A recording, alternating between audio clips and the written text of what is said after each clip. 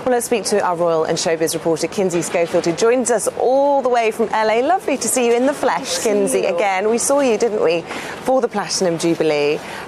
Totally different reason, of course, for being here today, and yet a historic one. Right, it's sad to think that the last time I saw you, we were celebrating her life, and now we're celebrating her life without her here with us.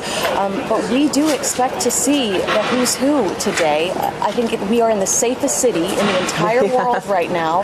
Joe Biden, Justin Trudeau, I think that it's going to be one of those situations where people are gathering together almost to play Where's Waldo on this. Yeah, absolutely. And watching people arrive will be fascinating, won't it? So we've talked about world leaders. Of course, there's all of the royalty from around Europe. We've got the likes of Sweden, Norway, Spain, Belgium, the Crown Prince of Greece as well.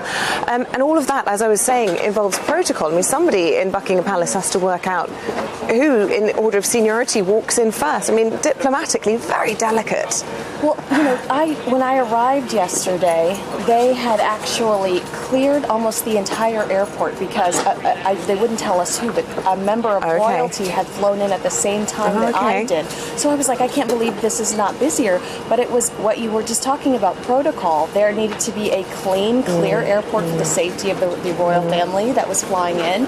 And I think that we're going to see some incredible emotion from those leaders today, because if you look at everyone, the one thing that they all agreed on was that this woman, her legacy, is something that it can't be forgotten. Yeah, absolutely, and it will be an amazing tribute to Her Majesty today, a funeral like we've never seen before.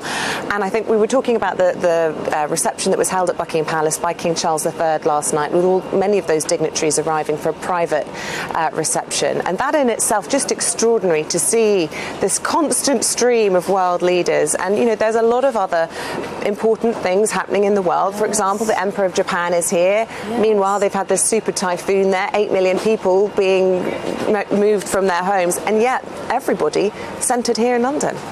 I think it tells you a lot about this woman's legacy, that they want to celebrate her. And, you know, I kept reading that this was going to be a funeral similar to Winston Churchill's 1965, but the reality is we, as if I've inherited your royal family. You're part of it, don't worry. But this is the longest reigning monarch. Yeah. This is going to be so much bigger than Winston Churchill. Yeah. Do we have any idea of sort of any showbiz guests as well? I read Sir David Attenborough, who of course was involved in many of her Queen's speeches over the years, will be there. But you know, previous royal weddings, for example, we've seen the Beckhams, the Clooneys. Can we expect to see a few of those as well? I mean, I would not be surprised if we saw David Beckham, solely because he got so much praise for waiting in the queue. How kind and sweet was that? And then initially I heard Elton John, and I thought, there's no way. I don't really think that that's a reality. But I don't know. I think she was more NHS workers. She wanted to celebrate people that really sacrificed the way she did.